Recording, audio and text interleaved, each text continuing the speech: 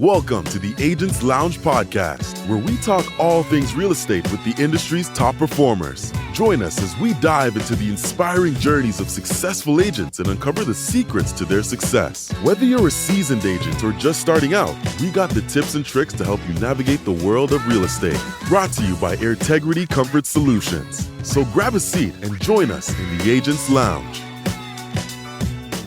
Welcome back to another episode of the Agents Lounge podcast. I'm your host, Nathan Gaylor with Airtergity Comfort Solutions, accompanied by Alex DeLeon, owner of Universal Recovery Consultants, focusing on credit education and recovery. Mr. Francisco Bermudez Jr., co-host.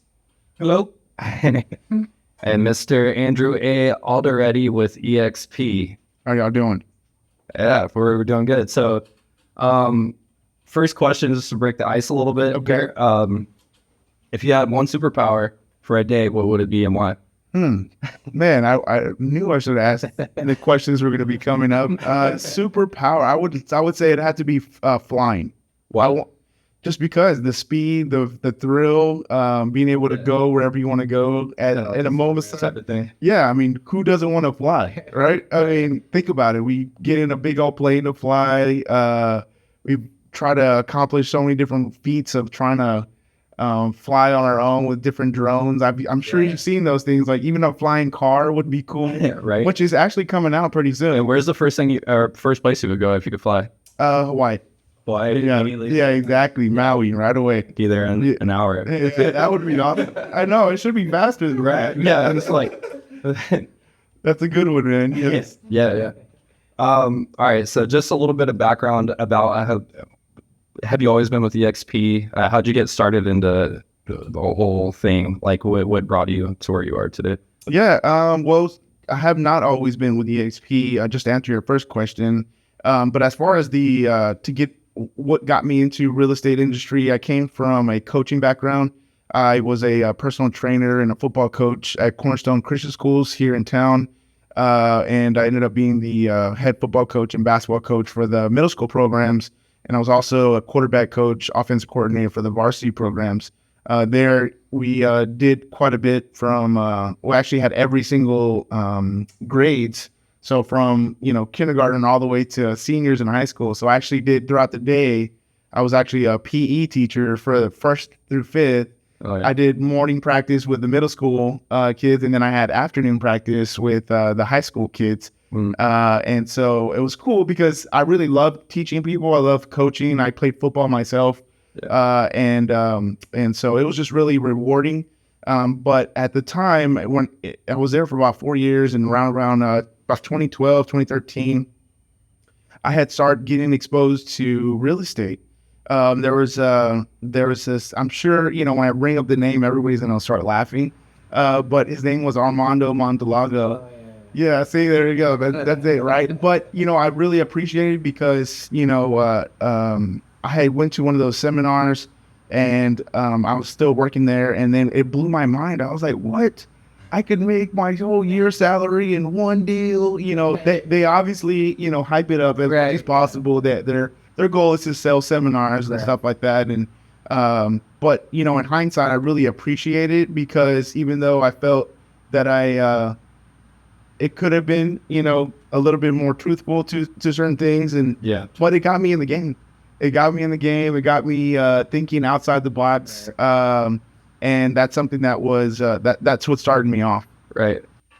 Yeah. So I wanted to make a point. So we've talked with a lot of teachers. We've had some former teachers on, and I'm one of them. Right. And Francisco, Valerie, right? Like, why do you think that's such a big thing for real estate people? It is just like, I would say, yeah, I didn't mean to interrupt you. But yeah, I think it's just because we love to teach people in real estate, especially what, I do in particular, we're educating people how to achieve their goals. And it's exciting, for me in particularly to see someone that's just getting approved or just got their credit fixed and they're getting approval and, we get them a home, I'm negotiating the contract and they get that house, they get the key. Yeah. And like for me, it's just such a rewarding factor when I used to get with the kids when we won the very first tournament, that ever in history And I didn't know, I didn't think I knew a lot, if that makes sense. But it was the practice, it was the time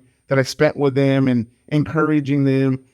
So I would say it's just really rewarding, but you don't necessarily get financially rewarded, in those sectors. And so I think that's where, I think the real good ones, that understand stuff for themselves, they need to go and explore different options. And real estate has been it for me. And obviously, Francisco, Alex, entrepreneurial mindsets, but still have that heart to help other people. Right. Maybe that's the reason why. I don't know. No, that's cool. Alex, do you have anything? I mean, because he values education a lot. So I was actually I taught first grade for about 8 years. Oh, wow. So I was with the little ones. But no, it's that what you're saying, Andrew, is that it's the process. It's seeing everything, from with your perspective, the coachings, the practicing, the games, and then see it all come to fruition into a championship trophy. Yeah. It's the same thing with the real estate industry and the home buying process. There's it's not as, it can be easy, but there's a lot of things that go into purchasing a home in the back end, and to see everything come together and everybody work towards a goal of helping that couple or that family get to that closing. Sure. It's definitely rewarding. But yeah, it's and see that light bulb go off, like, oh, I didn't know that, or I didn't know this. And for me, that's definitely what it is. So. Yes. Yeah, it makes a lot of sense. All right, so I'll just move it on real quick. I'm curious. So EXP. Yep. They're a little different as far as like how they operate. Yeah. Can you elaborate? Like, what's the advantage? Because they primarily like you operate mainly from an office or from home, even, right? Or could you? Yeah, sure. I mean, I work from home next to Francisco, actually. Yeah. And we actually live in the same street. So yeah. I don't know if you wanted me to share that, but yeah. So be careful not to. Yeah. Well, I'm the new guy in the neighborhood. I've only been there for 2 years. I'm sure Francisco's been there for a lot longer. So it's his neighborhood. I'm just visiting, I guess. But yeah, I have my home office. EXP has definitely has a lot of tools to allow realtors to be able to excel, not only in a physical office, but remotely. And I think they were the first ones, if not the only ones, 10, I don't even know how old they are already, but I know at least 10 years. Mm-hmm. And to change the real estate industry in that sort, because right. everyone knows that, KW is one of the biggest ones here in town. Oh, yeah. But you needed to be in the office. You needed to be a part of the KW team. Mm-hmm. And majority of, and I don't know for sure, I never was part of KW, but it was a business, right? It was a business to make sure that those agents were in those offices using those resources that you provided, because it actually benefited KW more than pretty much anybody else. Yeah. But obviously there was resources and the name KW and all the different stuff. Now it's with technology, EXP has been utilizing just obviously their brand now, because now we're international, which has been awesome. But there's no need for a physical brick and mortar office anymore. Yeah. In my eyes, and obviously a lot of people that I've worked with before. So, and to be real honest with you, I don't know all the details with EXP. I've been with EXP for almost going on 5 years now. Mm-hmm. And I don't know really every single detail about it. I just know that I work, I produce, and there's rewards to that. So, I'm not the best guy to talk to you if you guys are looking for EXP. But I can maybe send you to John Jacoby, which would maybe help you out a lot more to learn more about that. But I just know that it's allowing me to be with my kids and be with my family almost all the time. Get more work-life balance for sure. Oh yeah, way more. Yeah. Instead of having to be at an office, if that makes sense. Right. And I would imagine there are pros and cons I could see on both sides. Sure. But like a lot of people like to have that workspace for themselves, and also that might be good for feeling like you're a part of the team. Maybe for somebody that's working for EXP, it would be like you're kind of your own boss, as long as you're staying disciplined on your schedule and meeting clients and times. You're kind of, you have your own reign. Basically. Yeah, sure. I mean, that's the beauty about being an entrepreneur. You are your own schedule. You are your own boss. But you'll know right away. Most people don't have the discipline right. To handle that. Yeah. that's big. Right. Yeah. Yeah, you have to be an entrepreneur. Definitely, like We have to be disciplined. Anybody can be an entrepreneur is what I realized really quick. Yeah. Anybody can start, selling lemonades, but if you want a business, you gotta do the right things at the right time. And Right. when you transition from a coach to your business, how did that happen? Yeah. Back what we were saying with Armando Montelago got me in the seminars, it was really more about flipping houses. Right. And the biggest thing was flipping OPM, which is other people's money, right? Because I came from a background where, thank the Lord, my mother's from Mexico. We came to America, San Antonio, and I didn't really understand any of that because by the time I was born, I had mentioned this earlier, Francisco. My mother's name was Enriqueta, right? But when I was born, her name was Nancy. So if that tells you a little bit, I got the old American version. I got no Spanish. All I know as well was rancheros, salsa aparte. That's it. But what it did was it got me around those people that all kind of were focusing on real estate, old, young, whatever it may be. And I was actually blessed to be able to understand the concept of ARV, which is after repair value, and learn how to calculate that. And so I teamed up with they teamed up with me, basically called me out of the bus tour in California that we went to. It was maybe a couple weeks after what I was done, and I had just met people there, and I was like practicing with people there. And then this guy named Mitch Kramer and Eugene Beckles. I don't know if Mitch Kramer is still in San Antonio, but I know he had a contracting company here, and we did some business together. And Eugene Beckles was actually from North Carolina. Never ever met the guy. But long story short, one night he calls me around 10 o'clock. I was just sharing this with my wife the other day. And he calls me and said, hey, can you run these numbers and see, what the after repair value is, right? That's really the key of knowing how much you can spend up front to make a flip really work. So long story short, I submitted to him maybe like within 5-6 minutes. And he was like, do you want to do this deal together? I was like, yeah, let's do it. And I had no money. And I was like, okay, so how do I do this? And he was like, well, if you submit the earnest money, right? Earnest money is just like a small percentage to legitimize the contract for those that don't know. If you submit this earnest money at this office by tomorrow, then I'll give you 30% of the deal. And I'm like, wow, what?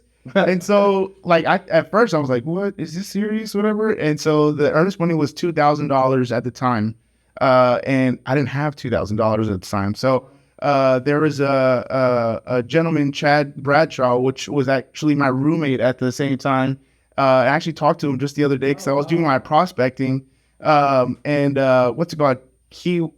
I just told him the whole situation. He knew what I was getting into. Long story short, he paid the $2,000 and I promised him, or we agreed for him to get a return on that money. And long story short, we were able to do that, although it was the most stressful flip I've ever experienced because I didn't speak no Spanish. And I thought like bringing tacos and big reds to them was going to make them my friends and do things faster, which I was told right away, don't be doing that and disturbing them because they're working. And I didn't know any Spanish or whatever. So long story short, it was in the historical district. There's a lot more things to go along with a historical district flip than a regular traditional flip. Oh, man, yeah. So, I mean, the color, the shingles, the way that we added a porch on the front of it. So that had to be cleared. So long story short, I'm sure Chad was stressing, like, where's my money at? And I was like, I don't know, and I'm just going to the project and making sure. And long story short, it was profitable for all of us. And then I was able to do that 2 more times. But after that, when I saw that we used the same realtor, right, on the settlement sheet, right? If anybody has closed a home before or sold a home, there's a settlement sheet and it tells you who makes who and then the realtor's commission. I saw this gentleman's name, and I won't disclose it, but I saw his name on there 3 times and I saw how much money he was making. And I was like, I never met the guy, and how is he making his money? And so sure enough, long story short, I got my license, and that's what actually started me to be a licensed realtor. And I had promised myself that I never want to do flips ever again because I think that was the first time I ever got gray hair and I didn't know Spanish. So that's when I got into retail real estate. Yeah. Okay, yeah. That's awesome. Yeah, for sure. Man.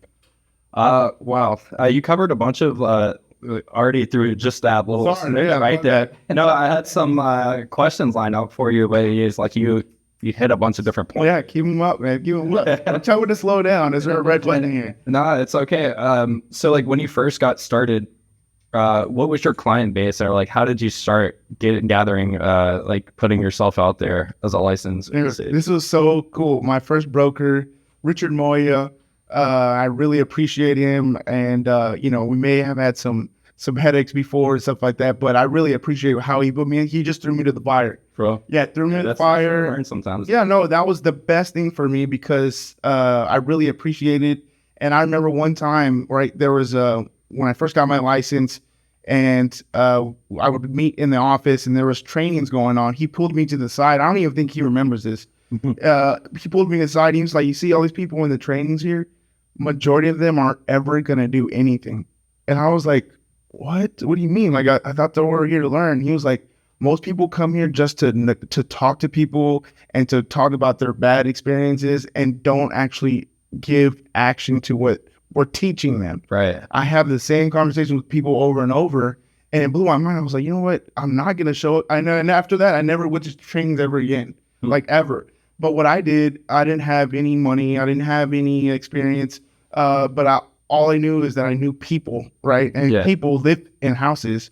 So literally my very first contract, buying side contract, I was scrolling through every person on my phone book, and I ended up in the B's. And I ended up getting my first client just by calling them and letting them know, "Hey, I'm in real estate. Is there anybody that you know that is looking to buy or sell a house?" Boom, got them. I didn't even know who the lender to send to. I called my broker. I was like, "Hey, man, somebody wants to buy a house." So he had Julie Velasco. She's out there too. And thank you, Julie. She closed that first deal up for me. And it was just like, whoa. Like when I first saw that check, I showed my parents that because they were telling me, no, they didn't want me to do this at all because they didn't know anything about real estate.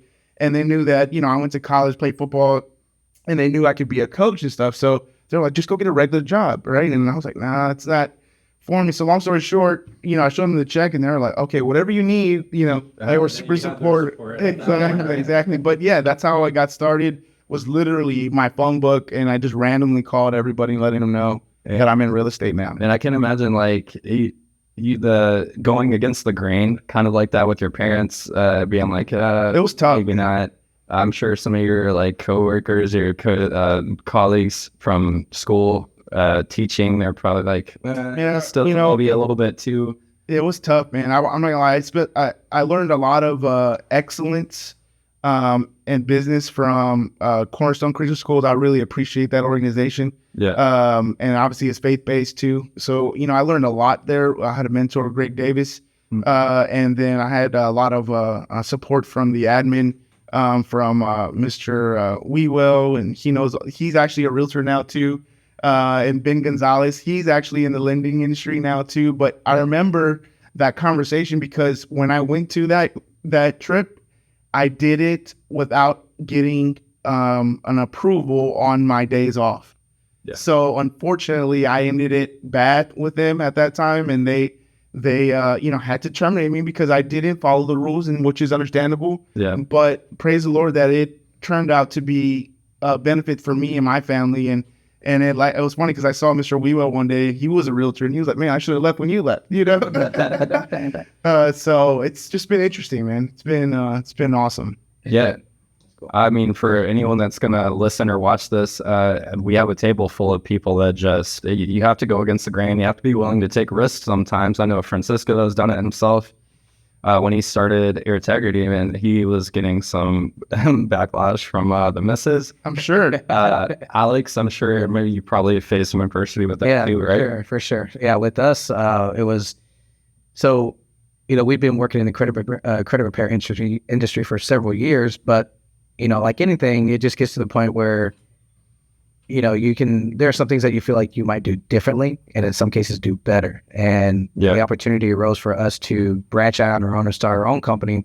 It was definitely a leap of faith, because again, we came from a job or a company that was pretty consistent, and to start completely from ground zero, from scratch, It was very daunting and scary, but we knew we could do it. We had all the experience, a good amount of knowledge. Definitely not saying we know everything, because there's always something to learn. Oh yeah, But we did feel comfortable in taking that first step, but it was very scary. yeah. But it's definitely paid off. We're going about 8 months now at being our actual business. We've got about 150 clients. We just brought on our first team member, got into a bigger office, and we're just running and gunning right now. So That's awesome, man. The podcast needs to be on you, man. That's pretty awesome. Sorry, I remember when I started my business during Christmas, we didn't get paid for a job. Oh, And I had paid all the money that I had saved to buy Christmas gifts. Like, we used it to buy a new AC unit. oh, And we didn't get paid. We didn't get paid till like after Christmas. And I'm like, man, that was so hard. And I still remember I was trying to buy groceries at Walmart, and the card wouldn't go through. oh, And the lady behind us, like, she paid for our groceries. oh, man, print guy. Yeah. So, it's challenging. Like, if you take that leap, and it's not always easy. Oh, yeah. Yeah. I think I want to applaud y'all too, because correct me if I'm wrong, but y'all had families when y'all did that. I was by myself, so for me it was a little bit easier. So it's the fact that y'all did it with families or a wife or something like that. That's wow, that's awesome, man. That's pretty cool. That's a cool story. And with us, the cool thing is my wife is the CFO, so she does all the financing, accounting, processing. So she handles the back end, but she's definitely the boss. Oh yeah. Yeah. She's checking the room. exactly. Check it out. No, she's the boss. She and she's definitely the backbone of our company. Me, I get to do all the fun stuff like this, right? But no, definitely give a lot of props to my wife Casey. But having her do this with us or with me has definitely been a blessing, because even though she's there in the struggle and gets a little more stressed out than I do, she is definitely still supportive and encouraging. Like, don't worry, we can do this. We'll let's keep moving forward. We're doing all right. And I'm like, all right, we'll just Keep that level head. yeah, exactly. Yeah, because every now and then I'm just like, what am I doing? Like, is this gonna work? But she's very encouraging. It's just like, just keep doing it. Keep doing what you're doing. It'll all work out. That's all, man. Yep. Shout out to all the misses that put up with me. Yes, and my wife. Yes, I praise God for my wife. Yes. Hey, that's awesome. Yeah. All right. Sorry, I'm gonna hit you with the next question. You ready? How do you stay informed about the ever-changing real estate market regulations? Or like, what sources do you rely on? Yeah, I would say just basically there's continuing education all the time. A lot of title companies, a lot of different vendors put out continued education. And as licensed realtors, we have to meet certain continued education requirements every 2 years and then every year, so on and so forth. But really, it's being in the game every single day and understanding how things are changing and what people, it's really more the people's questions that draw us to the answers, if that makes sense. Yeah. And so, a lot of people were really scared about the interest rates, yet, the media is telling us, oh, the crash is coming. But being around the title company and closing deals every single day, that's not happening in San Antonio. Right. People are flocking to San Antonio left and right from the outside. Well, the interesting thing that I've seen is that, Dallas is tapped out. Houston's too dangerous. Austin is too expensive. Yeah. And San Antonio is still the largest underdeveloped city in Texas. And it's a major city. And so what we're seeing is people from East Coast, West Coast. I literally just did a video for a past client of mine that I helped them do with their Airbnbs and buy the right properties and stuff of that sort. And so we're looking at another one today, but they're from California. They will never even show up at the house after we close, because people know that this is the most affordable place to be at. And then the taxes obviously are a lot more beneficial for those, people that, are coming over here. So San Antonio in itself and the education is really just a matter of what are people needing at the moment and then finding those answers for them. Because I'll tell you right now, I don't know every single thing, but the beauty about real estate is you can find it. And there's people like you, so everybody that's in a part of our industry are more than willing to let you know what's going on or how you can be a benefit. And that's why I love real estate, because it is like a team. There's like 7 to 9 people that get a check every time a real estate transaction closes. So you got to think about it. Those all people have the same incentive to get that thing done. But yeah, education is an ever thing, formal education, like I said, the continue education we all have to do, but really it's just a matter of researching your own and trying to find solutions for your clients. Right. So outside of like field work, do you have like or just being in the field, being involved, do you have like one source you go to, like something that in the morning you like, look at your phone? YouTube. That's where I kind of say that funny with the Armando story, because like a year later, I found out all that information on YouTube. Right. So I say that, but I don't think I would ever have gotten in the game or those connections if I didn't go to that bus tour, if that makes sense. But yeah, YouTube has been such a benefit to my life and everybody else that's around. You can learn almost anything. Free. YouTube, right? Free. Right. Yeah, go to or bad. Yeah, that's the thing. You have to learn how to decipher and don't take everything, to heart. You just gotta be able to decipher and see what works for you. Yeah. All right. So option A or B, an ideal client, or one time that you went above and beyond to get the best deal that you could for someone. So let's say that again. Like option A, the ideal client, or the name a time like you went above and beyond for one of your clients to get the best deal. Well, I want the ideal client. Because what does that look like? That looks like someone that is motivated to sell their home and that is willing to use a professional to get the most out of that experience. Yeah. For me, and I'm sure a lot of realtors have heard it, or even in any industry, right? People that are looking for a discount. I think I actually posted, if y'all look at my Facebook, I actually posted something. I shouldn't have even been up, but I had posted it because it was so funny. It was like, I remember seeing that gentleman that does like the green screen, and he's like has a mustache. I don't even know his name, but long story short, he was like, "Do work." No. It was like, "Can I get a discount?" That was last week, and then he was like, "Listen to yourself. Like, when does it stop, Diane? Is it going to be last year's coupon or whatever?" But for me, I want somebody that values the professional that I am, and that wants the results that I can produce. Yeah. And so even if they're like really driven, but they don't have maybe all the prerequisites that come with buying a home, what do you do with them?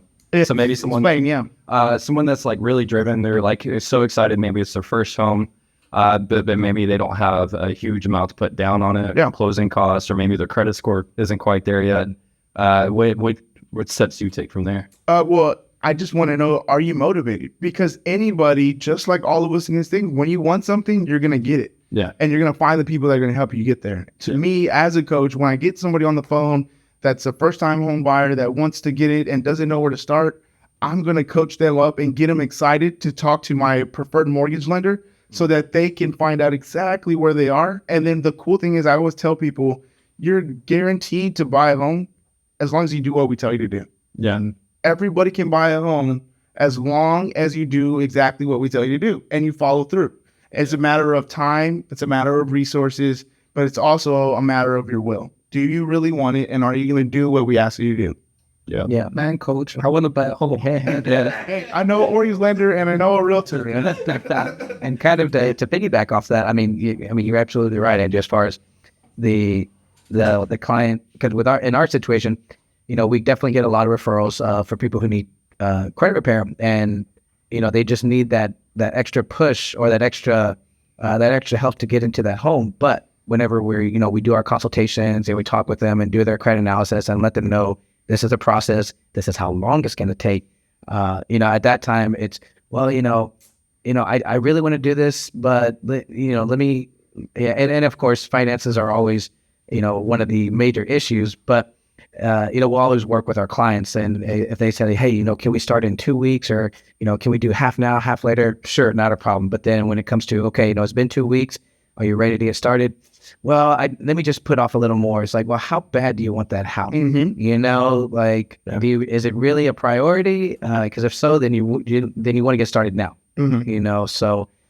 But that's the thing that we see a lot is just people who keep postponing it. And what they don't realize also is that credit restoration is a process. It doesn't happen overnight. So it's always better to get started sooner rather than later, because the longer that you hold off, the longer it's going to take for you to get into that home. So if you in 6 months from now, if you have the money, hey, I'm ready to go look for a house. Well, your credit's not there, so now you got to wait another 6 months. So and that's just one of the issues. Like, it's how motivated are you to get that house? How dedicated are you to being committed to starting the process now rather than 3 months from now? Exactly. Yeah. Right. And what about the person who already owns one property or two? What's usually holding them back to get the third one? What would be some of the challenges they would face? It just matter of debt to income ratios, and if they are willing to rent the house that they have or willing to part from that house that they have. But typically, from the clients in my past and people that I've been around, if you already bought 2 homes, you're more than willing to buy that third home. So it's really that getting that stage from the first house to the second house. Is the process different from buying your first house to your second, or is it very similar? I would actually say it's easier, completely easier, because you already know the process already a couple times. And, typically in our market, if you've had it for a couple of years, you have equity built in it. So that money, now you're not actually coming up with real cash. You're actually coming out with equity in the case that we sell that property to go buy something else. So what I've noticed is the people that do buy the second, third, fourth home, those are the easiest, most motivated, because they already know and have goals of the next thing, and they already know the process. And so when someone like me, and I, break it down to them, they're like, okay, where do I sign? Or what's the next step? Or how fast can we get there? And so, yeah, I always like the repeats buyers, because they're just a little bit different. And then the repeat sellers, I have quite a bit of those, and it's just, those are the easier transactions, I would say. But they're also the most rewarding, because you're actually seeing people that have goals in real estate achieve those goals. Mm-hmm. And so I don't know if that answers your question. No, it's a good answer. All right. Hey, yeah. We'll add it up over here.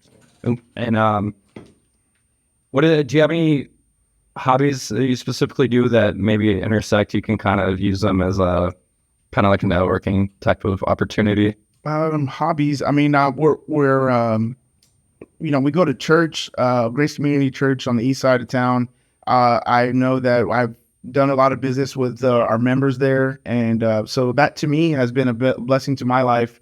Not only because of the word that's actually being preached, and how we benefit from our pastors actually teaching us the right things from the Bible, and but not only that, the network there has been a blessing to my family in particularly. Like, there are I just actually had a conversation this morning with one of our pastors that I was able to help him sell his home last year. I think it was last year. But I was just giving him a call and just telling him thank you, yes, it's definitely a benefit. I would say that's my recreational. The things that I like to do is go to, different places and vacation, so Hawaii is like my biggest thing. Yeah. This year? Oh yeah, I already did in January. Yeah. And last year too. So that's something that I want to plan, keep on doing every year and something of that sort. So, but yeah, when I was in the hot tub, I was talking to people and they were like, just to be funny, I was the only brown guy there, right? Other than the people working, right? And then everybody was like maybe 80 years old, 60 years old. So they were just really interested in why I was there, and you be working? Yeah. Well, because I kind of look Hawaiian too. Right? Yeah. So it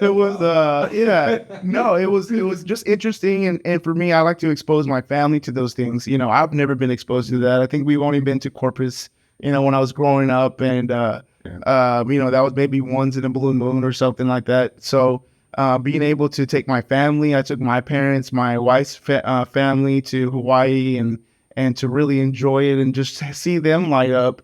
When they see different flowers and different things that we don't see here. I mean, we see deer and squirrels. There they have mongoose. It's pretty interesting, man. Yeah, that's awesome. And I think you mentioned you wanted to buy property over there. Yes. I haven't shared that with openly.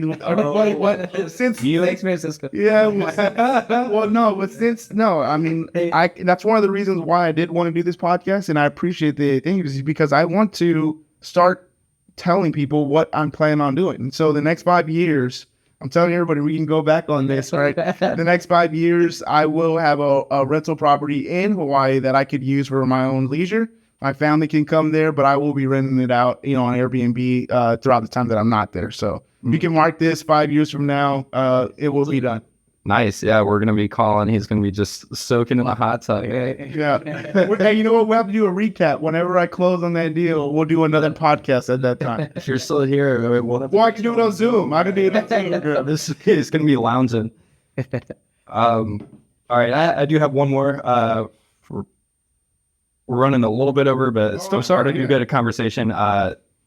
Give me have you ran into any ethical dilemmas while doing real estate, working with maybe a client or multiple clients? Yeah, I've actually, one of the biggest ones that I've ever encountered, which kind of threw me off guard, was a case of racism. Yeah, and it wasn't towards me, but it was towards the neighbors and neighborhood. So the client, or they weren't my client, actually, they were inquiring to be my client. And, obviously I pre-qualify my buyers or anybody that I work with. I ask them certain questions to find their motivation before I go out there and, go waste my time with them. Yeah. But long story short, he was like, I just want to make sure I do not live next to so-and-so class or so-and-so race. And I was like, can you elaborate on that, to me, a little bit more, elaborate, I'm sorry. And, it just all came out. Oh, wow. Like, it all came out. I was like, at that time, I just was hearing it out. I had never heard that before. So it was like, whoa. And so I was like, I don't think this is actually gonna be a good fit for us to work. Yeah. It's like, why? Do you have family members that are that, where I was like, wow, like, no. Yeah, it was, he started coming and attacking me because I didn't want to work with him after he told me that. So, yeah, that was like the biggest thing, that I've encountered. In regards to ethical and moral things that, that challenged me. I mean, obviously, and it was a well-qualified person that already went to the lender, and we're looking at, upwards of, $350,000, which is not too bad, but, $9,000, that's a conversation I wanted to have. Yeah. But after 5 minutes of that, I was like, no, I'm not doing that. Yeah. Not all good money. Or what is it? Not all money is good money. Yeah, that's the truth. Yeah, I mean, you got to have standards. The best way, I could. It's even. And I didn't know that was a standard. I didn't know that was a standard for me until that happened. Yeah. Usually people don't, but you just kind of have to use your compass right there. Exactly. If somebody hit me with that, if I was in your shoes, I'd be like, if they were attacking me after setting my own boundaries, I'd be like, well, you have your preferenses and I have mine. Exactly. I prefer not to do that. Yeah. And so exactly. It was interesting, man. That's crazy. Yeah. But yeah, so I want to thank you for coming on, Francisco. Thank you, Francisco. Yep. Alex and Andrew. Awesome. Thanks. Thank you all for tuning in to another episode of Agents Lounge. You've been listening to the Agents Lounge podcast, brought to you by Airtergity Comfort Solutions. To learn more about the resources mentioned on today's show or to listen to past episodes, please visit agentsloungepodcast.com.